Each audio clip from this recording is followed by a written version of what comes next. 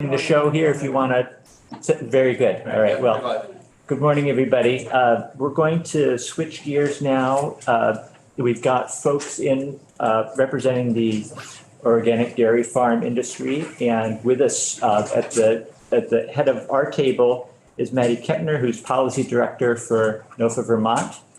We've also got our colleagues in the Senate Agriculture Committee joining us via Zoom.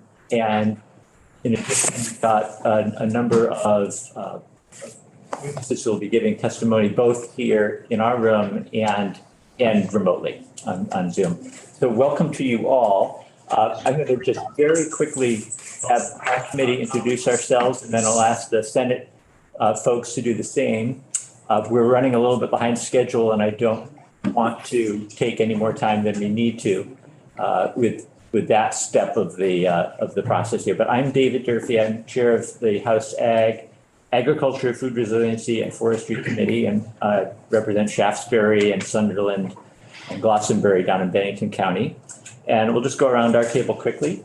Sure. Heather Supernat, Vice Chair, I represent Windsor 4, Barnard, Polliford, and Bridgewater. I'm Esme Cole, I represent Windsor 6 in Hartford, Vermont. Mike Rice, I represent the Bennington-Rutland District, Danby, Dorset, Mangrove, Mount Tabor, and Peru. Josie Levitt, Grandal Chittenden, Grandal County, and a sliver of West Milton. David Templeman, Brownington, Barton, and Orleans Village. Oh, and Westmore. Henry Pearl, I represent Danville, Cabot, and Peacham. And full disclosure on this conversation, I'm also an organic dairy producer. Jed Lipsky, Lamoille 1, Stowe. And Senator Starr, do you want to have your committee? Yeah, good morning. Sorry. I have blinders on, and our ranking member. Rodney Graham, represent Orange 3, which is Williamstown and Chelsea.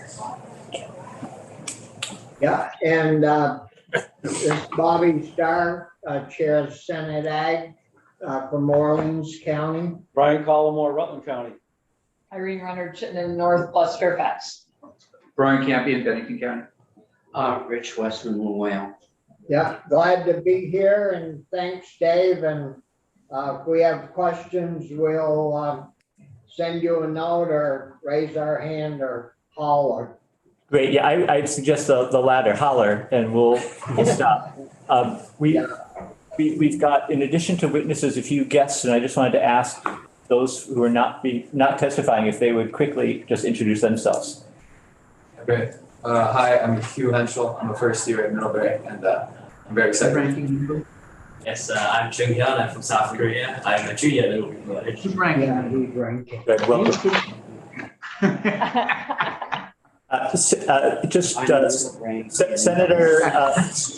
Senator Starr, maybe you want to mute your room. We can hear you anyway. Okay, well, let's begin then. Welcome, Maddie. Thank you so much. And I'm mostly going to speak from my notes, but the folks testifying from NOFA after me will be using these slides, and I'll just be running that show. I really want to thank both committees for taking the time to hear from us today about the economic crisis facing organic dairy producers right now.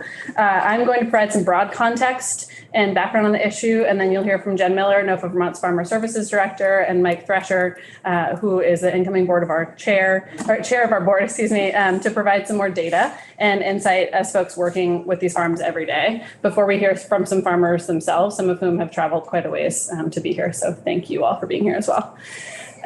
Historically, I just want to set the stage that going back to the beginning of organic dairy certification, the goals were both a focus on environmental sustainability, as I've shared with both of your committees, managing in a way that builds soil health, promotes biodiversity, and improves the health of animals and people, but also on a sustainable pay price for producers. And because this has been such a core tenet until recently, it was largely being achieved. Organic has not had to ask for a safety net as conventional has in the form of the Dairy Margin Coverage Program. So as I think you all have heard at this point, multiple factors have converged in recent months to create an impossible economic situation for our state's organic dairy farms. The combination of inflation, supply chain disruptions in the feed supply due to conflict in Ukraine, and persistent drought have caused the price of feed, fuel, and labor to increase sharply starting in late 2021. At the same time, the pay price organic farmers are receiving has stagnated at $8 to $10 per hundredweight below the cost of production. At the end of 2020, Vermont Organic Farmers, which is the certification program owned by NOFA Vermont that certifies to USDA standards, we certified 169 dairies at the end of 2020.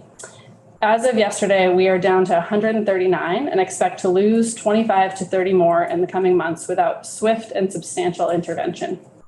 We are getting calls every day, as Jen and Mike can testify, from producers who have stopped payments on their loans to create cash flow to continue operating, who have already put their cows or entire farms up for sale, or who are being cut off from grain sales because they are not able to pay. Beyond the human cost and heartache, the economic impact of losing these farms is substantial. The state's own data shows that dairy generates $2.2 billion annually for the state, or about $3.7 million per farm per year. And Mike's going to share more about the economic impact in a moment. The survival and success of organic dairies is also necessary for Vermont to meet the goals outlined in the Vermont Agriculture and Food Systems Plan for 2021 to 2030, as you've heard about just recently from the Farm to Plate folks.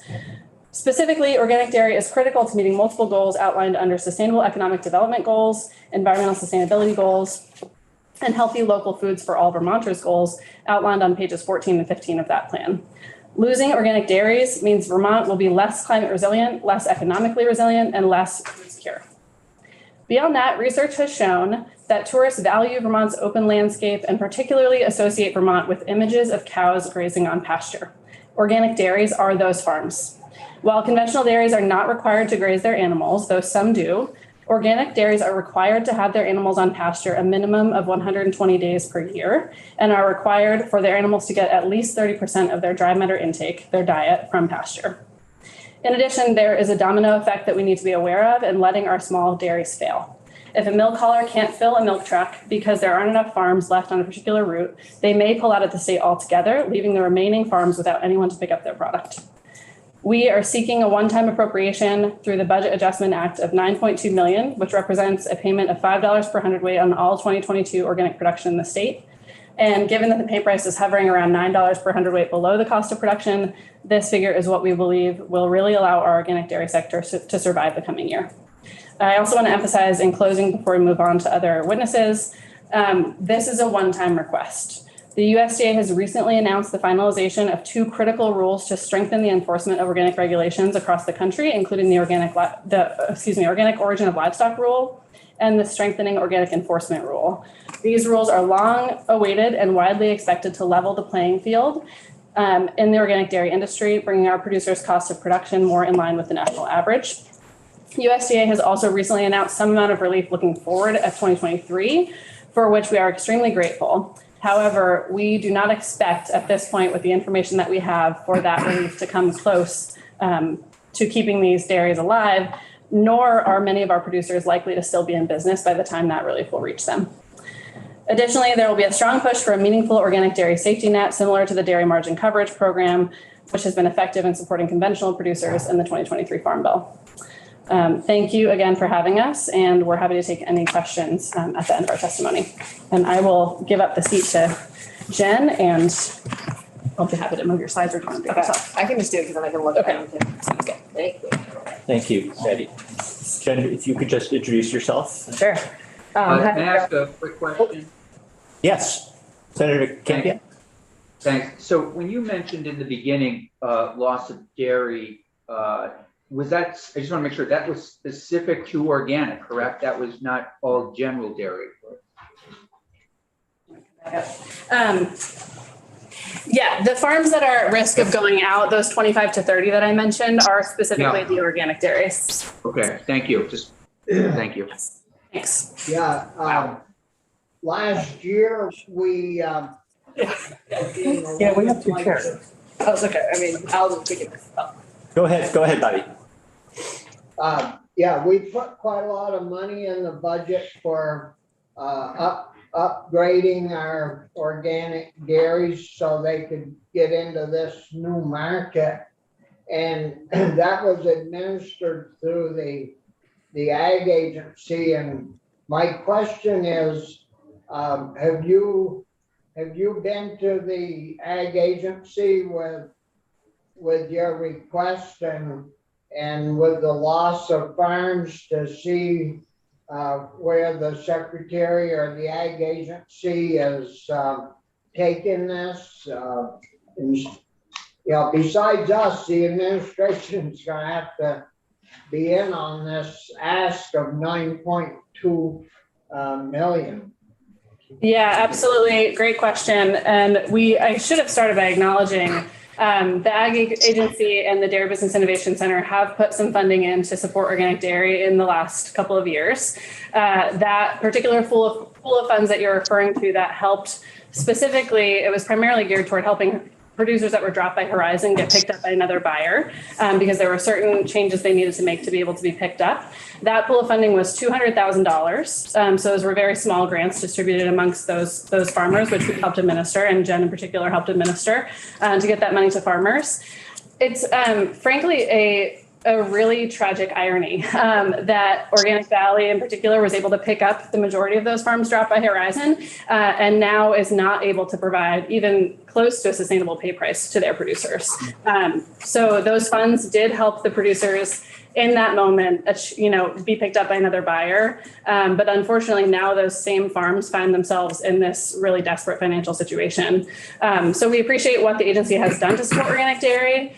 And it is frankly orders of magnitude less than what the needs are out there on the ground right now. Rich has a question.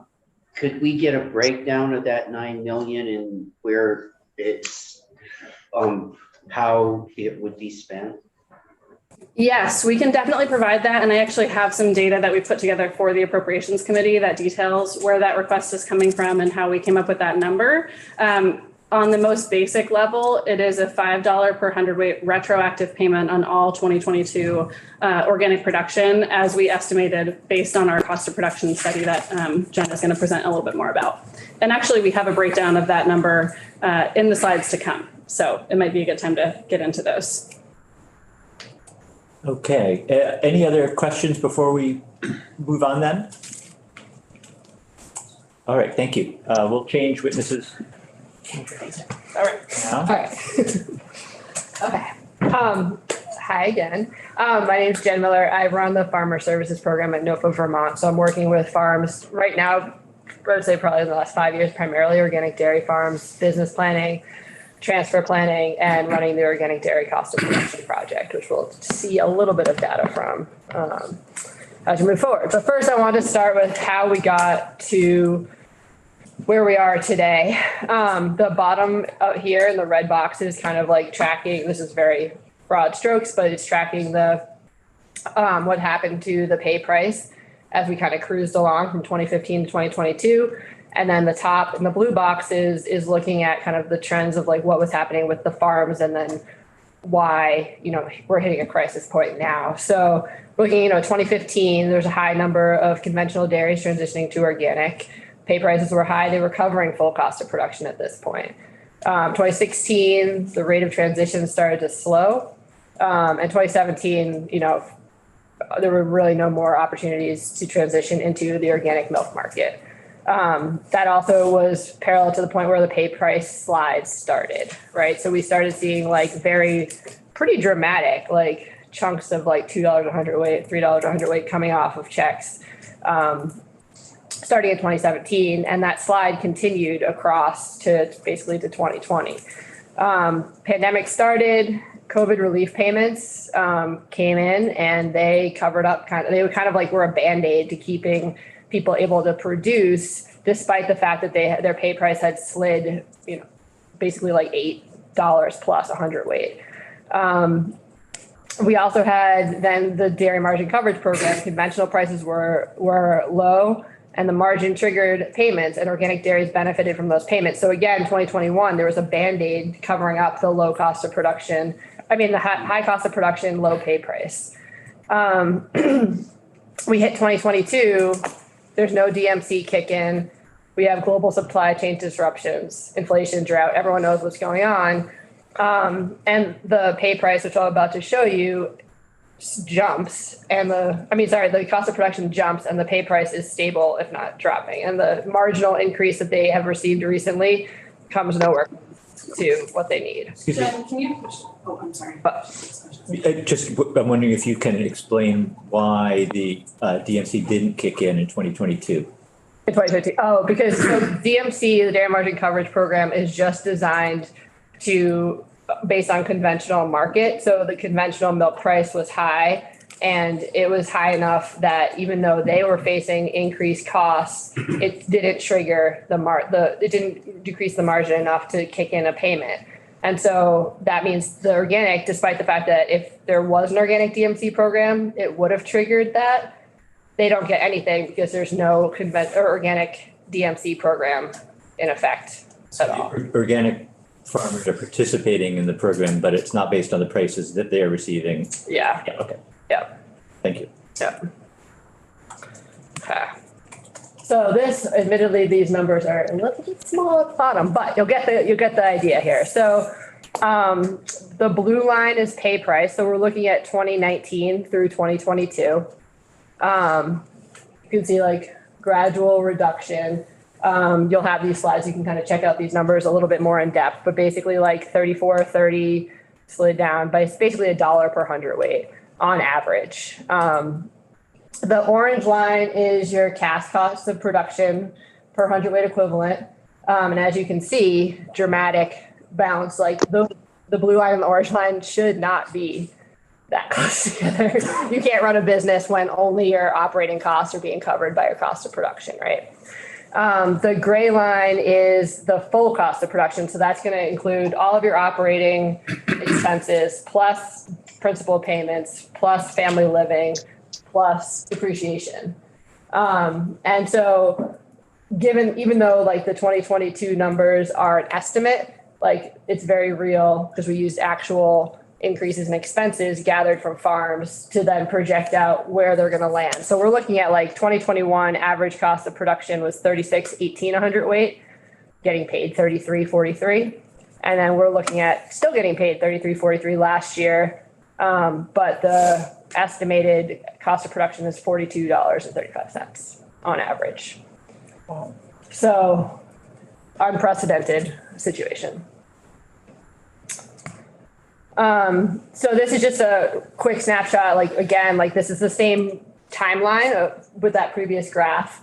So 2019 through 2022, and you can see the precipitous drop in, 42 organic dairy farms lost since 2019. And just the highlighted, the bolded counties are where the highest concentration of organic dairy farms are. And I'll just wrap up leaving you with kind of a picture of who these farms are. So they're averaging about 80 milking cows per farm, with a median of 68. The range is 2 to 360 cows. 95% of these farms are small farms and certified small farms, and 5% are medium farm operations. And historically, this has been a viable business model until we've seen this slide of pay price and crazy increase in cost of production. And I'm going to turn it over to Mike now. Just before you Yeah. Oh, yeah. we Sorry. don't do that back and forth. Sure, yeah. Does anybody, Bobby, does anybody have any questions downstairs?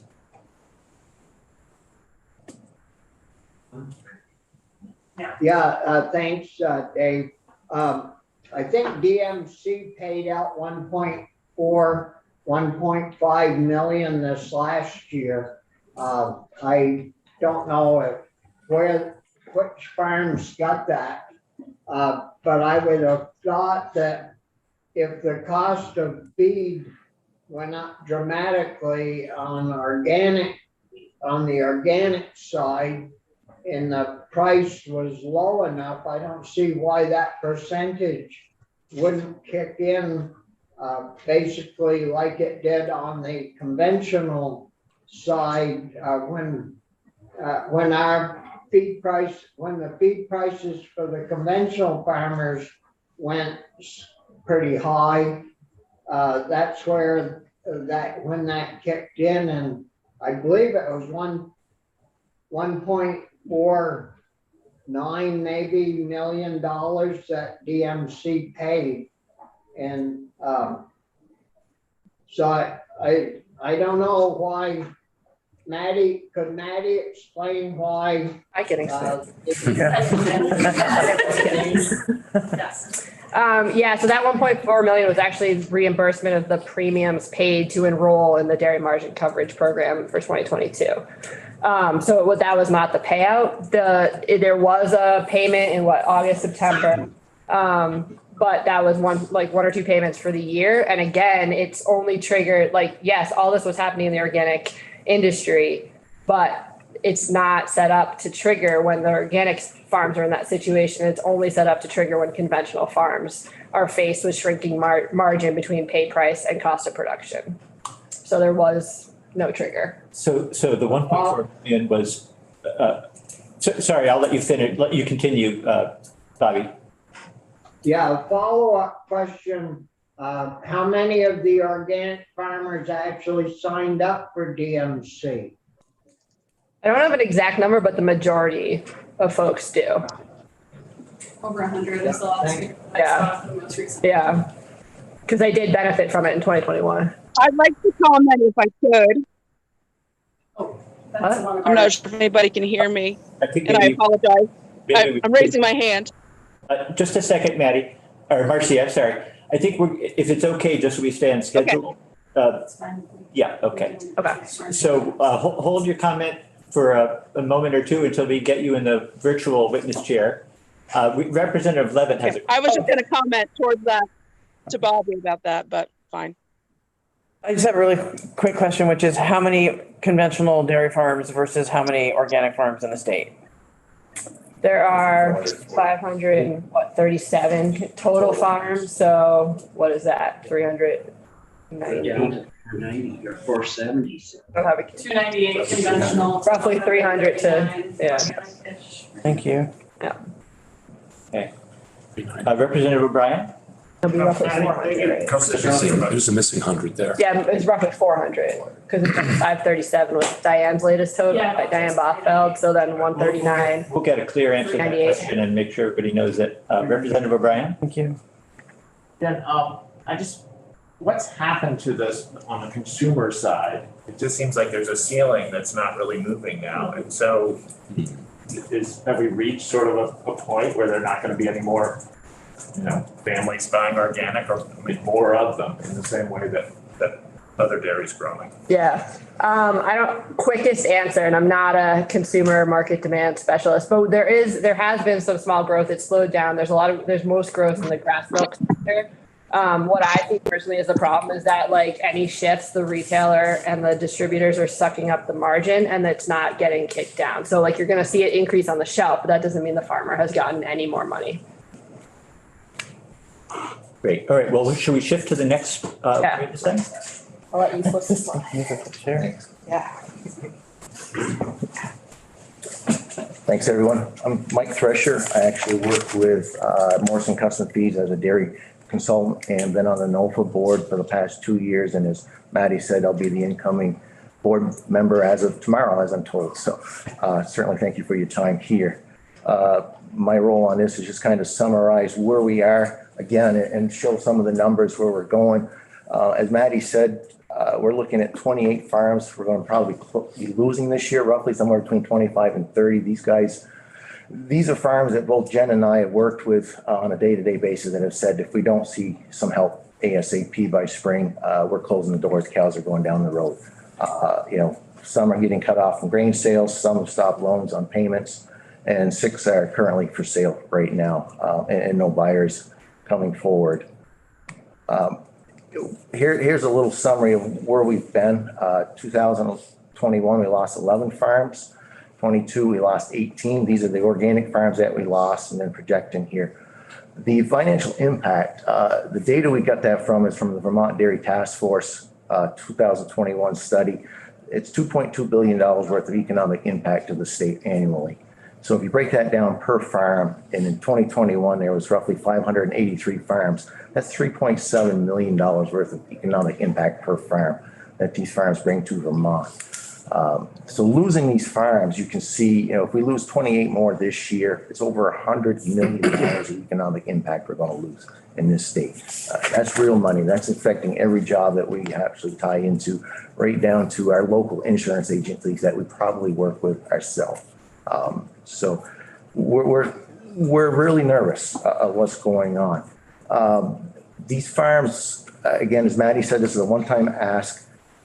When organic started, they committed to a sustainable price. Now we're on a stable price because of a surplus of milk. And because of that surplus of milk, that came from two loopholes that Maddie mentioned earlier.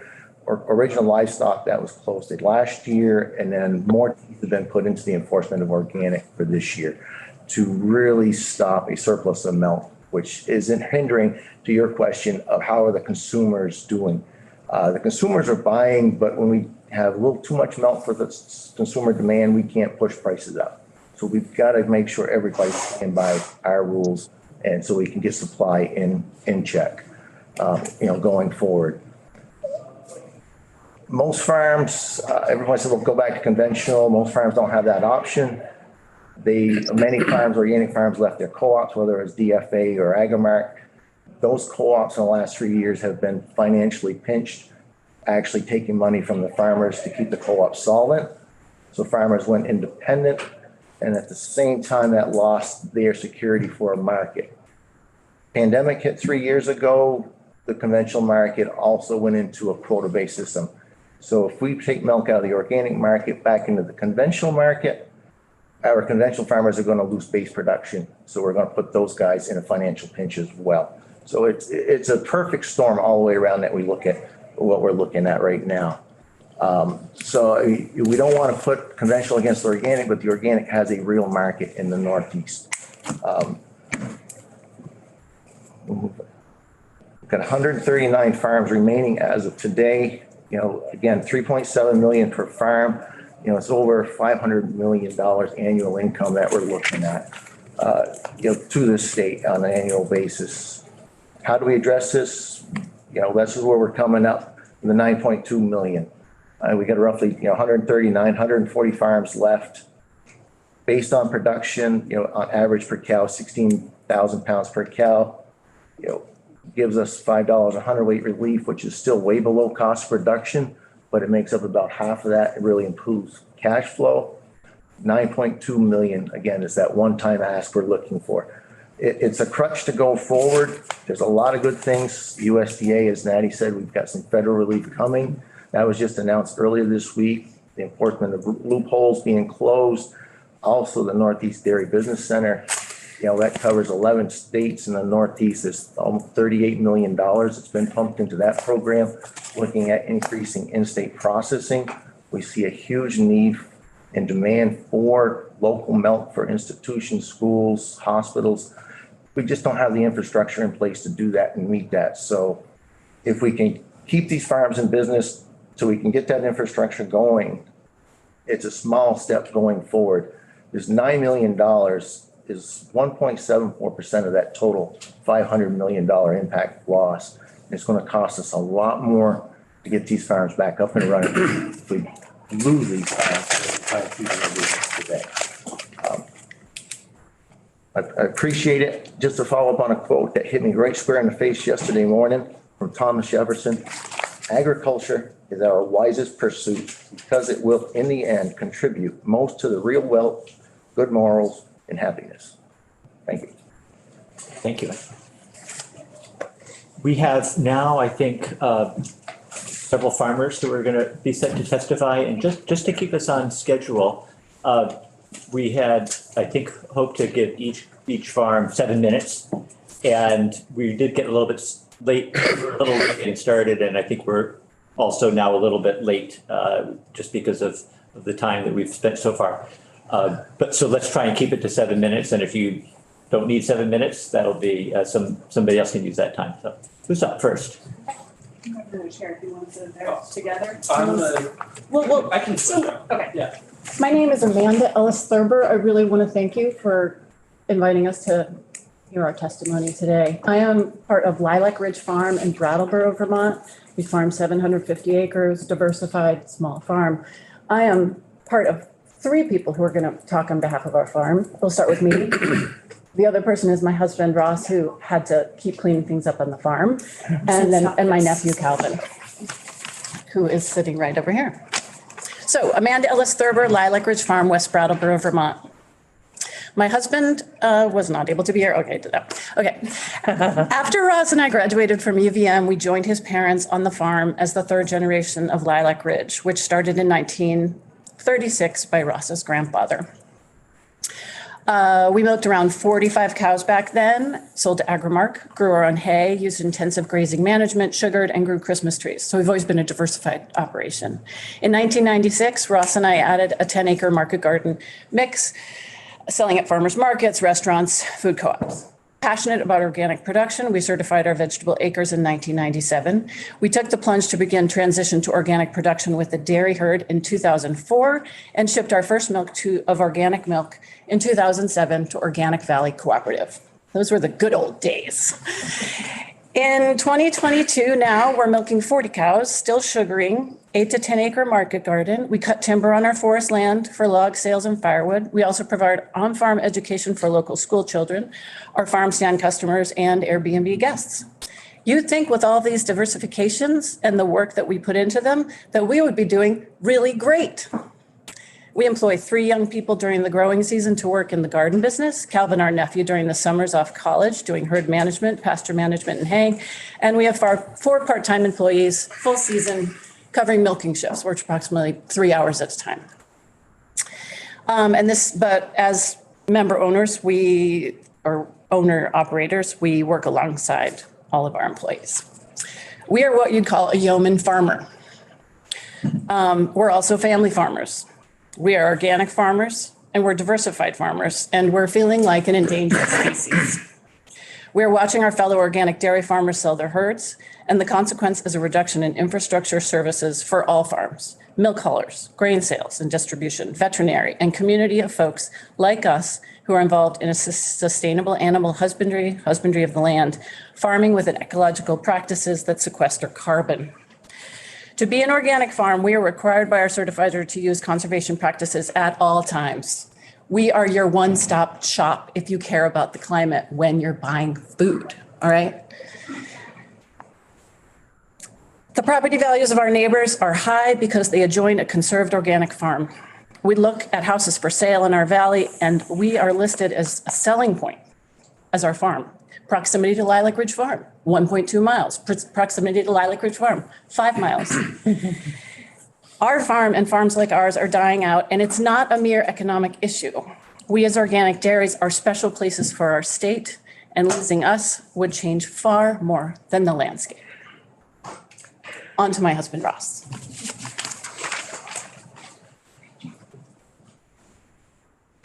Good morning. Can you hear me okay? You can. Thanks for having me. My name is Ross Thurber, and I'm a partner in Lilac Ridge Farm. Thank you for holding this hearing and your shared interest in our state's agricultural future. Clearly, this is an inflection point for our state's agricultural portfolio.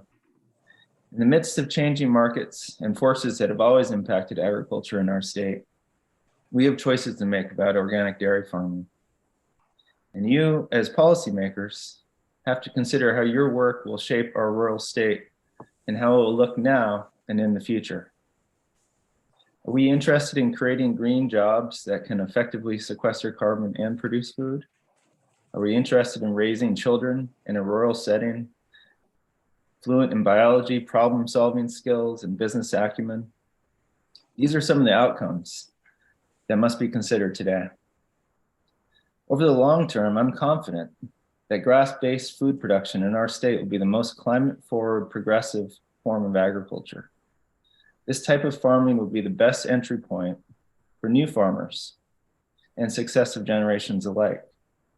If we choose to let the increased consolidation of resources to fewer large farms, there will be repercussions to deal with.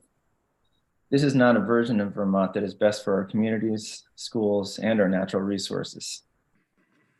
With your assistance as policymakers, we will not be here again looking for a lifeline, but we'll look at our work with pride, positioning Vermont as a rural success story embedded here in close proximity to some of the largest metropolitan areas in our country. But what has to happen? With all due respect to our Secretary of Agriculture, we need to push back against the notion that all farms are fragile. Yesterday, I heard Secretary Tebbetts on Vermont Public make this equivocation to the current crisis in organic dairy and deferred that help will come from the federal government.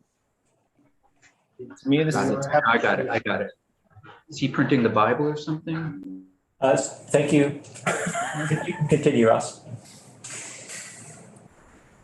To me, this is a tepid and flaccid response that lacks leadership. In a family system, you love all your children, but when one is in need, you devote resources towards them.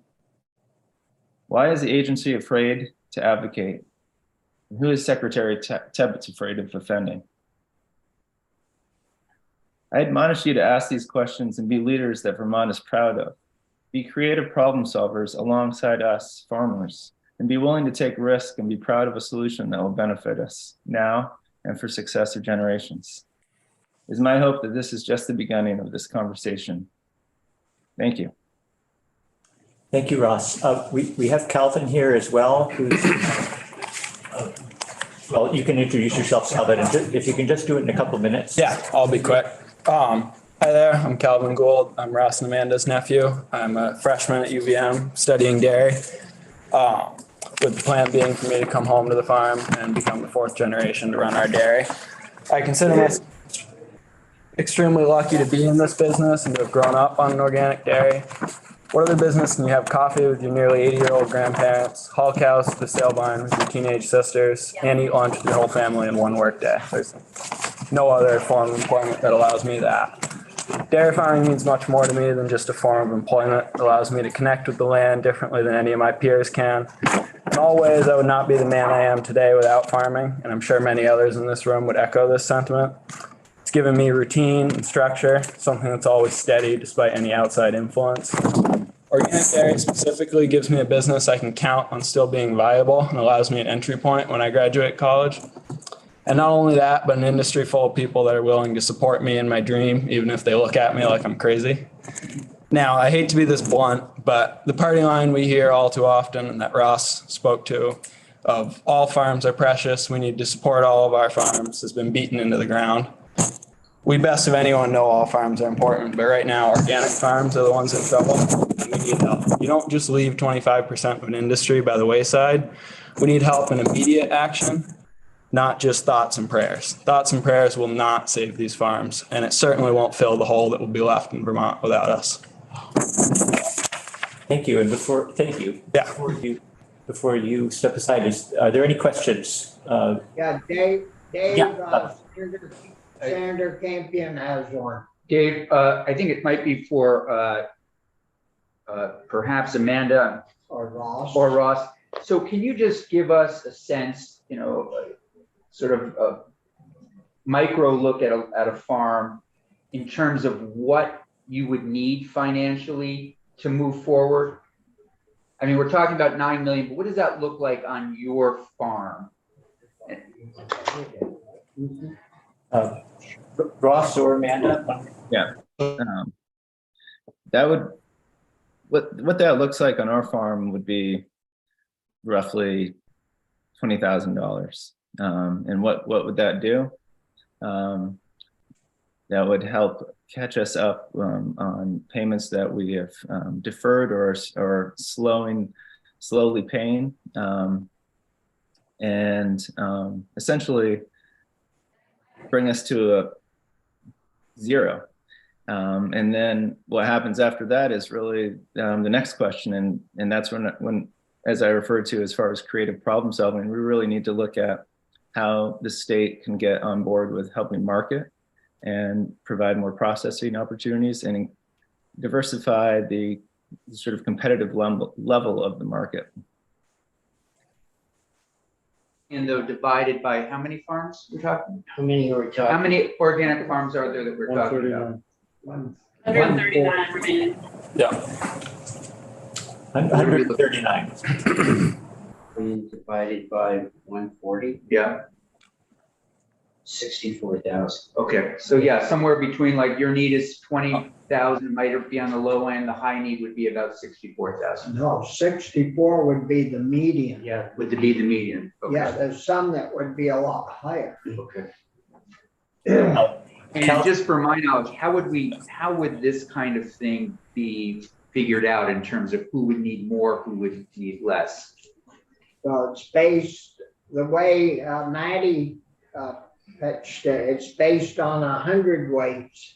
So if you had a 40 cow farm and they produced X number of pounds, it'd be on 100 weight. If you had 300 cows, it would be based on their per 100 weight. And I know on the DMC program, the larger farms are capped out at a certain level.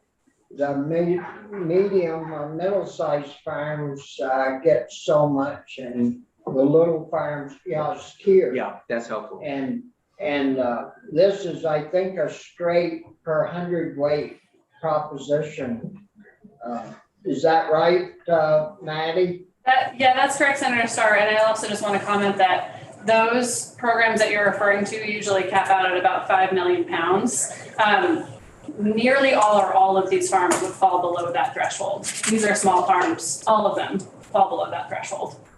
And Mr. Thurber, I don't know if you're the Mr. Thurber, there was a Vermont Public Radio did a piece on this, and I'm not sure if it was you, Ross, but somebody from your family, I think, was on it that was pretty optimistic about the future. Was that you by any chance? Of organic dairy? Yeah, I would say that I'm a farmer, so I'm optimistic by virtue of occupation. By nature, okay. But going forward after this, you feel as though the organic dairy industry, you feel pretty good about its future? I feel, as it was outlined, by Jen and Mike, as far as the some of the new rules that are coming into place will help. Yeah. But honestly, we could do so much more as a state to promote what our types of farms have to offer, not just from a climate perspective, but also from a tourist perspective. I mean, we really have a chance to think differently, and it all comes down to the willingness of policymakers alongside of us as farmers. Yeah, thank you. It's helpful. Calvin, did you have a response to the question, or? Bobby actually explained it perfectly. The $20,000 that Ross is talking about is based on our yearly production. So our yearly pounds produced. That's where the $20,000 figure came from. And Representative O'Brien, did you have a question for this? Or? Yeah, I guess for all three of you.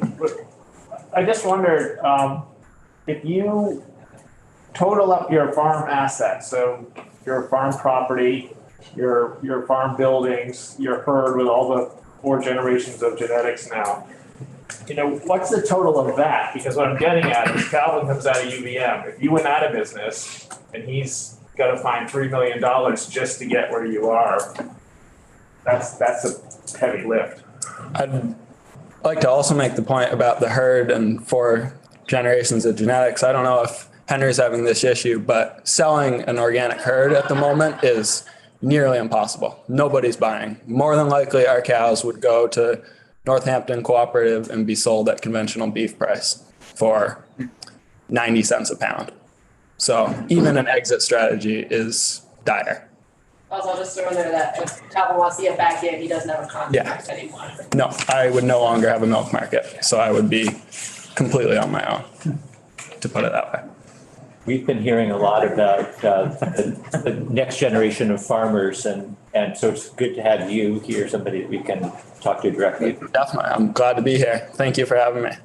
Let's move on then. I think next up is the Reardon family, and I just want to say welcome to. We have Sean, and I will say full disclosure, I'm a customer of the Reardon family farm. Hi, my name's Sean Riordan, and I farm in Shaftesbury, Vermont, with my wife Lauren and our 5 kids. We farm about 250 acres, and we had shipped to Organic Valley since 2014. And we're one of the farms who are very much at risk of not existing. And we're working with Jen right now to try to figure out a new way forward. And we've diversified, and we had to stop feeding grain 2 years ago just because it wasn't working financially. And that, has its own challenges. And then we sold all of our heifers this past year and got nothing for them, just to have some extra cash around. And, we're trying to work in any avenue that we can. But it's just, it's really tough. And, there's no direct, easy way out. But, we came from Maryland, farming down there before here, and we saw what happened to a place when farms go away. And, they lost tons of farms down there, conventional farms, and every single lot there that was a farm is now a housing development. And those farms are gone forever and won't come back. And, that's a very real thing that can happen when large plots of land go up, if they're not conserved. And that's not the Vermont way of life, I don't think. And, it's just the money we would get would just get us through, get us in a place where we could figure out the most viable way to move forward.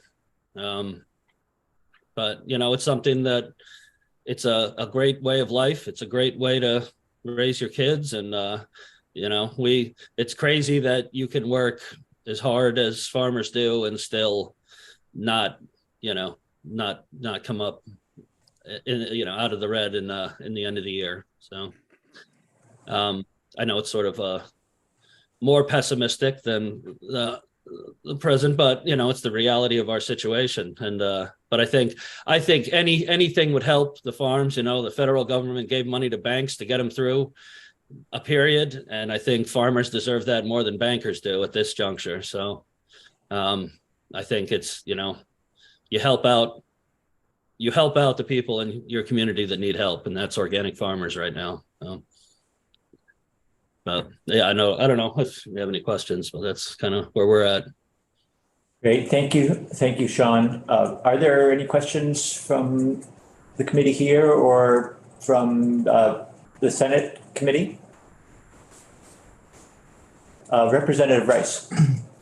Sean, just bluntly, without this payment, do you see a path forward through the next 12 months? Not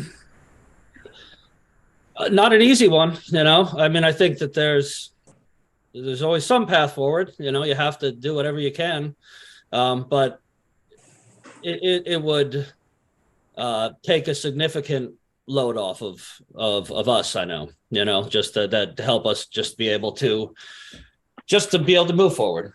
Yeah, I think we can still farm, but it's always been hard, and now it's getting really, really hard. And I think that it would get us through this year. But again, it's not going to save us in the long run, but it would significantly help every farmer I know. So. Okay, great. Thank you very much, Sean, for your testimony. And I think next on the list is Marcy. Marcy, thank you for. Can you hear me? Yeah, we can hear you, and thank you for your patience.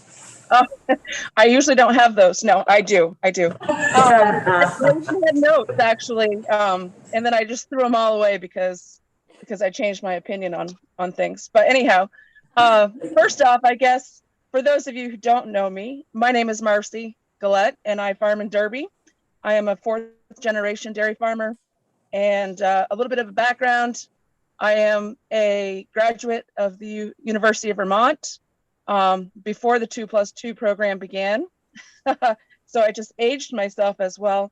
And I have spent a lot of time out in the industry, working at different places and doing different things, only to come back to my dream. So here I am. And I'll try not to get too emotional. On I believe it was Jen's timeline, I fell in that 2016 timeline where my parents sold the cows and I transitioned, and here I am. Just bear with me.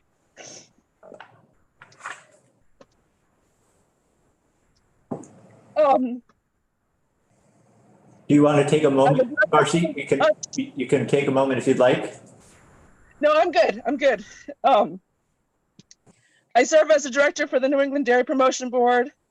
I'm also on our local county committee for the USDA FSA office. I'm a local 4-H leader. And I appreciate listening to other farmers about how we all diversify. I have a part-time job where I provide respite services for local individuals.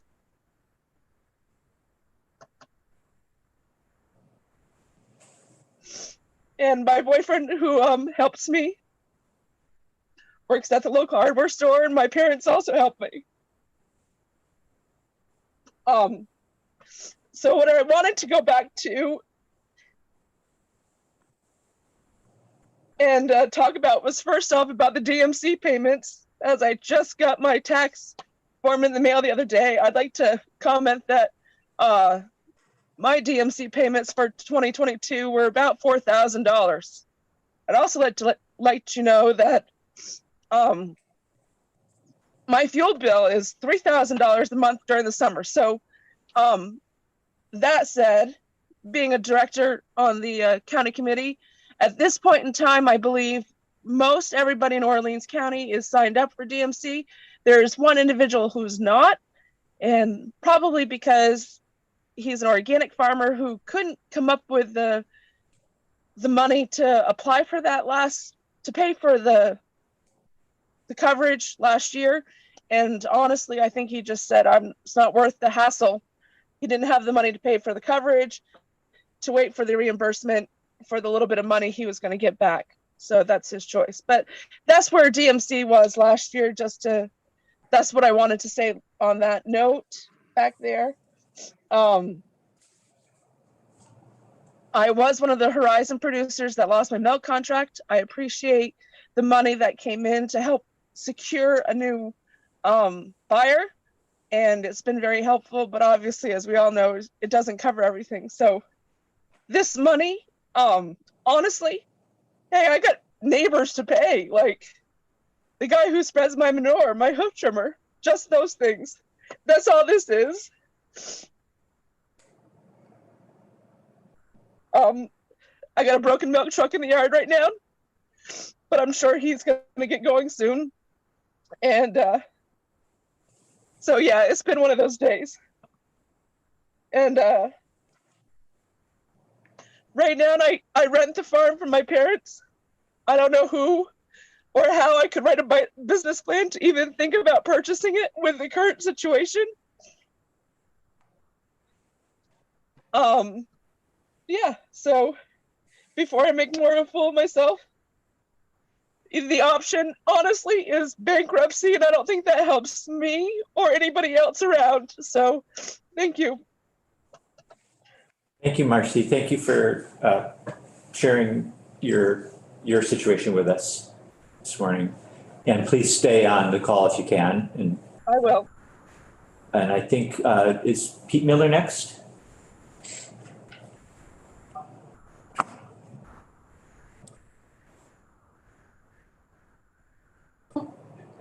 Muted.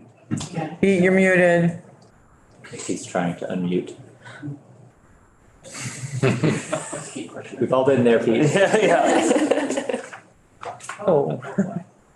Did he hear you? I think Pete, can you hear us? Okay, well, while you work on unmuting, is there another? Yeah, we have Leanna. Okay, Leanna, do you want to take the witness chair then? And we'll just go slightly out of order here. Good morning. I'm Leanna Campagna. Thank you for having me today. I had a really nice long speech on a time crunch. I'll try to shorten it up as best as I can. I wanted to let you know that I don't feel like my story is that significant or awe-inspiring, but I'm hoping that today it's moving enough that it will make an impression on you all and you'll understand and acknowledge and feel how dire and concerning the state of the organic industry in Vermont is. I am not just here to represent myself or my family farm, but also here to represent all small organic farms in our state. And honestly, I doubt our situation, especially, she's got me so emotional right now, especially after hearing what Marcy had to say. Our situation's probably not the worst. But in our area, there have been many farms that have already sold out and more that plan to. I know of 2 in our area that have already sold, 2 more that are trying, but they can't find buyers. Honestly, I think even 1 farm being forced to sell their business prematurely due to uncontrollable industry and economic factors is one too many. As I stated previously, my name is Leanne Campagna, and I'm 33, and I'm an organic dairy farmer in Whiting, Vermont, with my husband. We have 4 young children, and we currently work for my parents, and we're working on transition. I'll be a 3rd generation American farmer. I have family that farmed in the Netherlands. My husband is a 1st generation farmer, which is not something you hear too often anymore. My story started about 27 years ago when I was 6 years old, and my parents moved us to Weybridge, Vermont on a small farm rented from the college, Middlebury College. I'll never forget 2 weeks later when the cows arrived. One of the cows gave birth on the cattle trailer, and she had a beautiful little heifer calf. She was a lineback. I don't know if anyone knows what that is, but they're beautiful cows. My husband hates them because they're a bit hot-headed. Like me? No, I'm just kidding. I added one. She was adorable and absolutely so curious, and I was just as curious about meeting her. I had not been exposed to farming in general up until that point. My father got out of farming before I was born and was a welder at a factory. But I'll never forget that moment because that's when my love affair with cows and the dairy agriculture started. My parents were very successful on a farm for a long time, but as we grew older, me and my 3 other siblings, our needs and personal finances got larger. So they did what a lot of farmers, conventional farmers do, and expanded. They started milking just shy of 200 on a new dairy that they purchased. And that was about the first time that I remember as a kid, the conventional price crashing. And what started off looking like was going to be a prosperous endeavor ended up being very bad fast. My father was also diagnosed with cancer during that time. So life got extremely financially difficult fast. My siblings and I were still very young when this happened. But even at that age, I was shouldering quite a bit of farm responsibilities before I could even drive. I was running a skid steer, cleaning barns, milking cows, feeding calves. Thankfully, my father did beat cancer. And so much of what happened during that period in lives is what drove my parents to return to farming at a smaller scale and ultimately converting to organic dairy farmer. And my parents signed on with Organic Valley in 2007. And in 2008, they also started making artisanal cheese and selling their cheese to the sellers at Jasper Hill in 2008. The organic milk market, unlike the conventional milk market, promised a stable, non-fluctuating milk price. And my parents were able to pay down so much of their old debts that they carried from their previous farming years in conventional farming. And organic farming ultimately was how they were able to be successful and what led to mine and my husband's opportunity to farm. Despite the hardships my parents endured, I never resented the life or the work of the farm. If anything, I fell more in love with the farm and more determined to farm myself. Sorry, there's no water. Oh. I went to college for 4 years as a Farms 2+2 recipient, earning my associate's degree in dairy herd management from VTC and my bachelor's degree in animal science with a minor in community development and applied economics. I actually went to school with Henry Burrell. No bias, right? I met my husband, Mike, someone he also knows, while we were at VTC, and we got married in the fall of 2010. We both worked on multiple farms, both as general laborers and as managers. And both while we were in school and after we graduated school. In the summer of 2012, my parents approached my husband and I about joining them on their farm and having us eventually buying the business. Between their small cheese business and the financial stability of the organic market, they were able to take us on as farm employees. We expanded the herd slightly to a little over 100 cows, milking out of a switch group. And then eventually in 2016, we expanded our business again to a second dairy in Whiting, Vermont, where my husband and I are now. So my parents still own that farm, but my husband and I are the ones that solely manage it. We bought, it was, the name of the old farmer was Paul Canal. And when we bought that farm, I say we, because again, even though my parents own it, it's our farm. We full-heartedly take responsibility and ownership. My father said to my husband, talking about the farm, "This is your baby. I bought that farm for you and you will own it. So I expect you to run it as if you already do." So the business is now split between the two farms, and my parents milking 40 to 50 cows in Weybridge. And my husband and I managing a little over 1,000 acres, both tillable and hay, a herd of 240 organic cows and 160 heifers and calves. Up until recent years, as you saw on the slides, 2016, 2017, the industry had been profitable. So just a recap, we moved in 2016, so the same year as Marcy. It was not a get rich profitable, but a capable of paying your bills, making the farm improvements you needed, and have a decent quality of life type of profitable. But we also got notified the same year by Organic Valley that there was going to be a $2 a hundredweight inventory reduction. Our co-op just had too much inventory. And, you know, it's one of those funny things with co-ops. The co-op needs the farmers, but the farmers also need the co-op, right? So these were issues that our farm elected board decided on. But on top of that inventory reduction, we also were given a quota or a base.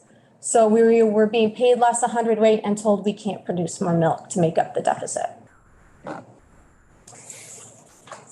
So we were a brand new startup farm. So obviously we had new loan payments to make, and simply put, you know, money got tight fast. My husband and I felt an immense amount of pressure because we felt financially responsible, not just for ourselves, but my parents. If we remember back, my parents were doing very well financially on their small farm, and they took all this risk so my husband and I could farm. To give us free, and part of the reason why they bought the second farm was to give us the freedom to be our own managers and have our own dairy. My parents are only in their 50s. They're not retiring tomorrow. They got 10 years or so. So we needed to be financially successful, not only for ourselves, but to keep my parents afloat. I can't tell you how many times I thought my husband was going to break under the immense amount of pressure he felt to be successful. Luckily, because often it is luck, that the choice you made today won't be your downfall tomorrow. Not to toot his horn, but my husband's very good at what he does. He's incredibly hardworking. And he's incredibly resourceful. And he's extremely ambitiously driven. We farm today because of him. But by 2019, the farm had financially improved because of good management practices and improvements to the land and the herd as well. So then you fast forward to 2020 and 2021. We didn't get any milk price increases, nothing substantial enough to make a difference. The $2 deduct was never returned, but we were getting better at what we were doing, making more milk on less grain and with less cows. And we did this by increasing or improving feed quality, increasing animal comfort, increasing the base of our herd genetics. And in those years, we were getting some of the DMC payments, some of the COVID payments, and the costs for commodities, fuel, labor, and supplies and whatnot were relatively, I want to say low, but stayed the same. Then in rolls 2022, and the reason why I'm here today. Sometimes, no matter how good you are at doing things, so I should recap. The farmers you're helping are not dumb. A lot of them are educated. They know how to not just take care of land and animals, they know how to work finances. They know how to make cuts in places other people wouldn't know how to make cuts. They know how to become more efficient when you think there's no other ways to become more efficient. And we do all that without compromising our animals and land, but we do compromise ourselves. So anyways, 2022 was a year that no amount of frugalness, innovation, or increases in efficiencies were going to make a difference. Sometimes no amount of effort is going to make the numbers work. With 2022 in our region, not only brought inflated costs, but also one of the worst droughts I've seen in my life. I've lived in the Champlain Valley now since I was 6 years old. As you've heard, I've always been part of the farm operation even since I was young. I don't remember it ever being that dry. We manage enough land that for the past 3 to 4 years, we sell feed to other organic farmers. This year, and we always maintain extra feed stores. So we have a couple months of extra feed every year, just in case it's a really wet spring or maybe there's a slight drought. This year, we were not able to crop any extra hay to sell, and we were unable to crop enough feed for our own herd. And we'll be using up all our reserves. So fingers crossed it's a good spring. We've had to buy 400 tons of haylage this winter. And as much as we track every little ounce we feed, it's looking like it won't be enough and we may have to buy more feed. So we'll be forced to buy more feed before spring and first cut are here. In 2022, these are rough numbers, fuel, grain, employee costs, and custom hire harvesting. So custom hire is having a custom chopper come in. That's also, hiring trucks to haul feed, manure spreading, anything that you custom hire out. All of those things, so those are our biggest costs on the farm, went up 20 to 40,000 more from the year before in comparison to 2021. We were just looking at our profit and loss of 2021 to 2022 with my mom yesterday. Okay, so this year, all right, so keep in mind that we had a severe drought. In 2021, part of our custom hire costs were chopping first parts of our first, second, third cut grass. We also do round baling, and we hire out part of our manure hauling.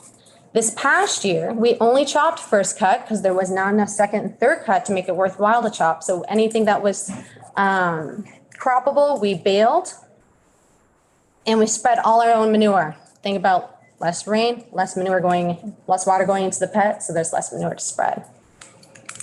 Despite that, our custom hire bill went up $20,000 because of the increased costs, because they're feeling the inflation too, and they have to increase their own costs in order to make up the difference in fuel and parts and hired help. But because the last few years leading up to 2022 were successful or relatively successful, and there was DMC and COVID payments in the last year that helped pay down some of the new debts we took on with the farm, we are very fortunate to say that we were able to stay ahead of our bills with a new operating loan, I will say. But barely. It has forced us to make choices we don't want to. It has forced us to put farm projects on hold. Farm projects that can't stay on hold, like the barn roof needing to be replaced. The barn that holds our maternity pen, a parlor, and older heifer group needs a new roof this year, if we like it or not. We can't sustain multiple financial years like this. We can't just keep taking out operating loans every year. We will get behind. So this is particularly devastating for my husband and I, because we have poured our heart and soul into this farm, building up our land and our herd into what it is and what it's becoming. We've also started the process of farm transfer. We're working with Vermont Farm Viability. And our goal is to buy the herd and the equipment from my parents at the beginning of 2024 and rent the land and facilities. And after all I've told you, You probably think we're crazy, but we're that dedicated and that willing to risk buying our dairy, even if the margins aren't promising and very threadbare. And cash flow is minimal, if not existent. But reality is, whether I want to admit it or not, if the organic industry continues on the path it's on in our state, if prices don't reduce, if there isn't more outside support, or the milk price doesn't increase to meet the increase in prices caused by inflation, we may have no choice but to sell the farm. My husband and I may not ever get the opportunity to own our dairy. And as you can see, that would be devastating.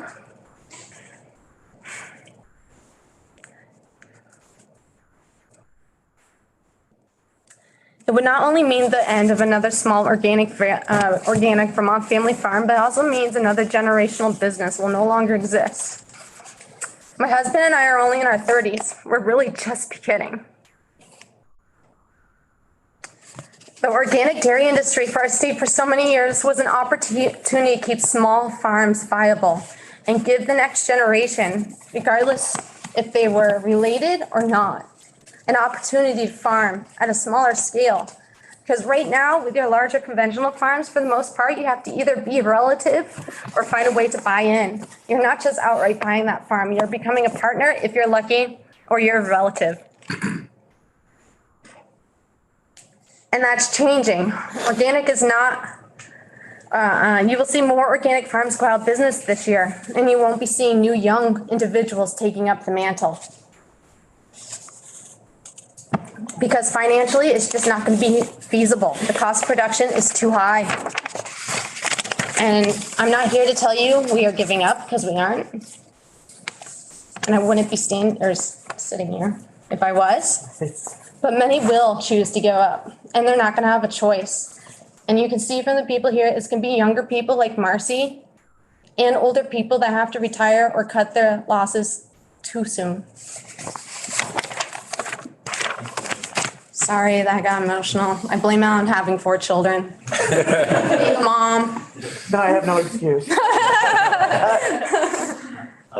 I am conscious of the time and aware that some folks may have some other commitment that they need to rush to. But I do want to see if Pete wants to add anything. Pete, you're with us now? I think I am. Can you hear me? Yes. I hit some goofy button and couldn't recover. Pete Miller from Vernon, Vermont. Jen Miller has done her cost of production study on our farm, and we have consistently over the last number of years been either the most or one of the most efficient organic dairies in the state. And when my brother and I were talking this last September about quitting because we had dumped a bunch of our retirement money back in just to pay bills, that really shook me at the foundation, and I realized that every other organic farmer in the state must be in serious trouble. On the farm, if a wheel squeaks, there's a reason for it, and you're hearing a lot of squeaking and grinding of the bad bearings in here. Our farm has been made up of 3 families primarily, kind of farming collectively, collaboratively. And then we have one of Henry's good friends also, Brandon Bacassi, my son-in-law, has been coming on representing the next generation. And he and my daughter are part owners in a bottling company. I brought one of these in case you see it. Kind of our brand is that Thirsty Calf. We are diverting about 10% of our milk into this milk bottling business. We're also looking to expand some of that. That business helped us keep pumping some money into the commodity dairy business, which represents about 90% of our milk, which goes directly to Stonyfield. We want to we want to recognize that you guys are seeing a problem here. I don't have the answers in policy, and I'm not going to pretend to. We as farmers, the previous testimony, we are an intelligent bunch, and part of the intelligence would be to walk away when it gets too tough, you would think. But the trend in conventional has been to get big or get out. I don't know that you guys want to do that with organic. The total number of cows in the state really hasn't changed a whole lot, nor the acres farmed. But the nature of those acres, the nature of those farms has definitely changed in my lifetime farming here. I do want to share a cute little story. We're in collaboration trying to develop some soft serve ice cream with the Lilac Ridge people, Ross, Amanda. But we're also, our bottled milk is up at UVM now a little bit. And I was up there doing a demo in their cafeteria. And who should come through line but Calvin Gould, who was sitting there at your table a few minutes ago. And he just about, we use this syrup from Lilac Ridge Farm in our maple milk. And he just about jumped on a table, but he was so excited to be able to grab that maple milk and say, hey guys, this is our maple syrup in this milk. And it's been a real rewarding experience for us to be able to produce a product that we can share with our community.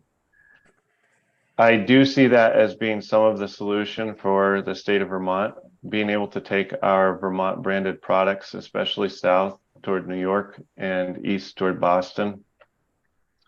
But I also recognize that that is not a solution for everybody. 90% of our milk still goes on a commodity truck. And we're not really set up to bottle even all of our milk if we wanted to. And I hope that you guys can come up with some things that will help us as an industry survive. I believe that people will survive, but like the Riordans, we will give it a shot. We're going to try. And like the Thurbers, they've done a lot of diversification. It would be a shame to see any of the organic dairy drop out of that. We as farmers want to farm, and we want to be given a fair shot. Right now, our farms in the state would not be able to claim fair trade certification because just like all of the other fair trade brands that we see out there, something on the order of a sustainable pay place for something to be considered fair trade. And I think it's a pretty significant black eye to the industry that right now nobody could claim giving organic dairy farmers a fair trade price for their product. Thank you for your time. I don't know if you have any questions for me or any of the other farmers that are still on, but I appreciate your taking the attention to look at our current organic dairy crisis. And I deeply appreciate the work that you guys do up there. I know that the solutions are not easy and every decision has unintended consequences, but I appreciate your time and interest in our plight right now. Thank you, Pete. And I'm going to ask Maddie to come back into the chair. I want to be respectful of everyone's time. If everyone wants to stay on the call for another couple of minutes, we have a couple of questions here in our committee. So let me just call out a couple of folks here and then see if anybody. Well, let's go with that. Representative Rice, did you have a question? No, I did. Representative Levitt. I just have a question for all of you, and it can be a simple head nod. Is the 9.2 million going to be enough of a bridge to get you through the year? Okay, good to know. Okay, Representative Lipsky. Yeah, Maddie, I heard you speak this morning between 8 and 9 at the Rural Caucus.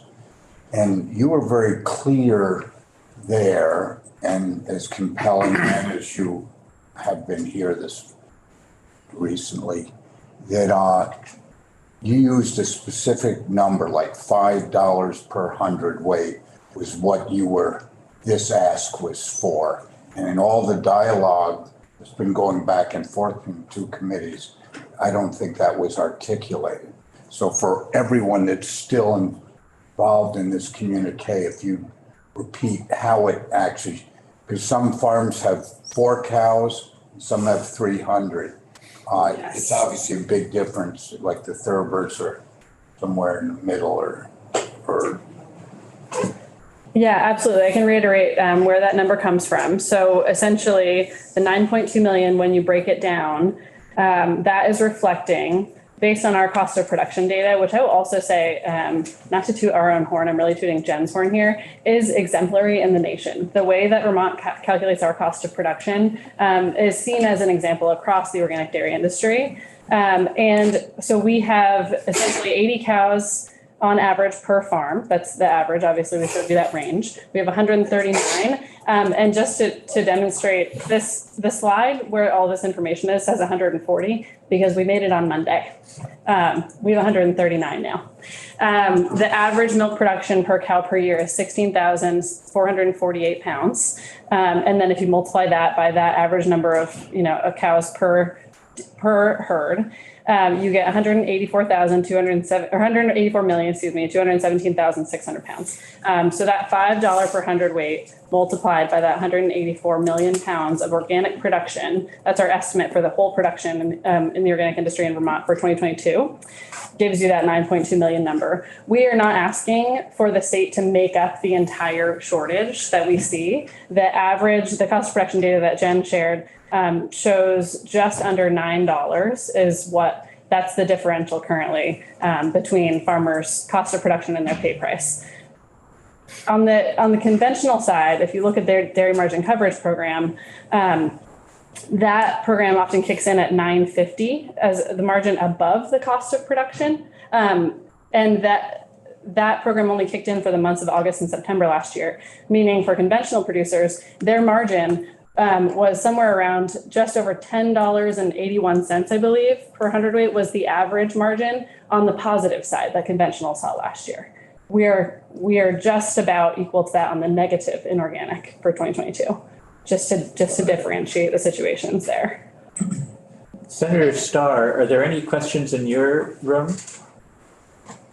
I think we're okay for right now. We'll probably need, more testimony as we move forward with this suggestion on facts and figures and all that. So no, we're good to go. I think. Anybody? Also, thank you. Irene? I would like to know if you've approached our Congress people yet about this. Are they alerted? Are the feds doing anything for you like they did for the bankers, as was raised earlier? Thank you. Yeah, thank you so much for that question, Senator Renner. And the feds have announced some form of relief. So there are essentially two payments that they have announced as of last week, earlier this week. It's been a long week. There is one payment that is a pandemic assistance payment that's essentially building on a previous pandemic relief payment. So that pandemic relief payment will pay primarily conventional dairy farmers, especially in Vermont, because it's going from 5 million to 9 million pounds of production. So they'll pay on that, but that's, again, those aren't the farms we're talking about here because none of our farms are making that much milk in the organic sector in Vermont right now. The other payment that USDA announced, because they were told to by Congress in the last omnibus spending bill that they had to announce something by the end of this month, essentially says that they will pay up to 75% of organic farmers' marketing costs for 2023. I don't know if anybody in these rooms knows Tom Berry, who worked for Senator Leahy for 30 years. Just to give you a little insight into that, Tom Berry doesn't know what marketing costs mean in this context, nor do I, nor does the executive director of the Northeast Organic Dairy Producers Alliance, nor do Jen and Mike sitting here. So they have announced something because they were told to. We are not really confident at all about what those actual figures will look like. And we're not confident without a lot more detail that they're going to come close to making up this shortfall that we're talking about. And Jen can speak more to what marketing costs could mean. I don't even know if I want to even pretend to have the hypothesis, but I was just gonna say too, like, we're talking about payments that make people a little bit better off, like. Exactly. 2022, right? Exactly, yes. This marketing payment thing is looking forward to 2023. It also, like, there's no timeline for rollout, there's no anything, but they're not looking back retroactively, they're saying it's gonna be based on 2023 production. And these farms need that retroactive payment to make it to 2023. Yeah. Alrighty. Well, so let me just wrap up then by thanking everybody for being here today, whether in person or virtually. And we appreciate the testimony. We'll stop the conversation there. I will just say that our committee will have a little further conversation about next steps because the ball is currently in the House, in our court.